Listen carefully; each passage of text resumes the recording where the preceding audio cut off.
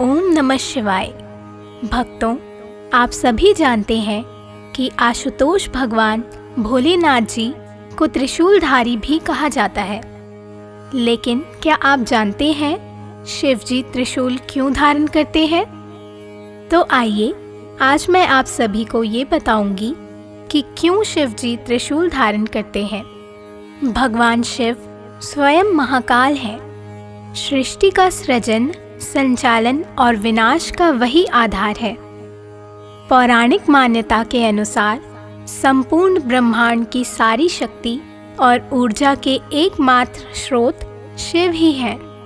ब्रह्मांड में स्थित सभी ग्रह, नक्षत्र और तारे शिव में ही समाहित हैं। शिव और शक्ति के सम्मिलन का परिणाम ही सृष्टि है।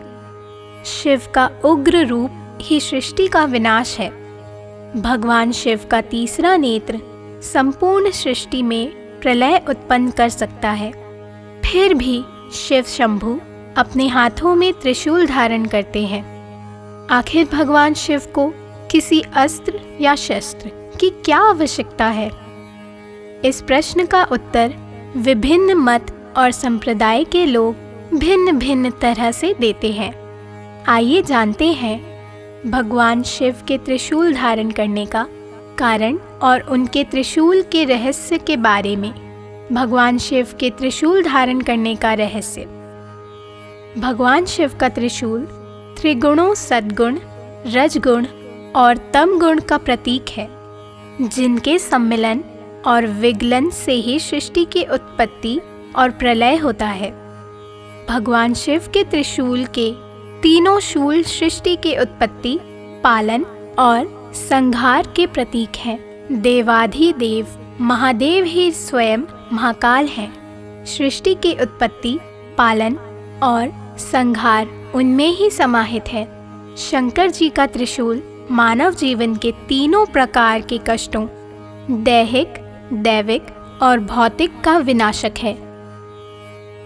मान्यता है कि भगवान शिव शंभु का त्रिशूल महाकाल के तीनों कालों, वर्तमान, भूत और भविष्य का प्रतीक है। योग शास्त्र में भगवान शिव को आदि योगी माना गया है। उसके अनुसार शंकर जी का त्रिशूल वाम भाग में स्थित ईड़ा, दक्षिण भाग में स्थित पिंगला तथा मध्य भाग में स्थित सुषुम्ना नाड़ियों का प्रतीक है। शैव, अद्वैत, वेदांत में शंकर जी के त्रिशूल को पिंड, ब्रह्मांड और परम शक्ति का प्रतीक माना जाता है।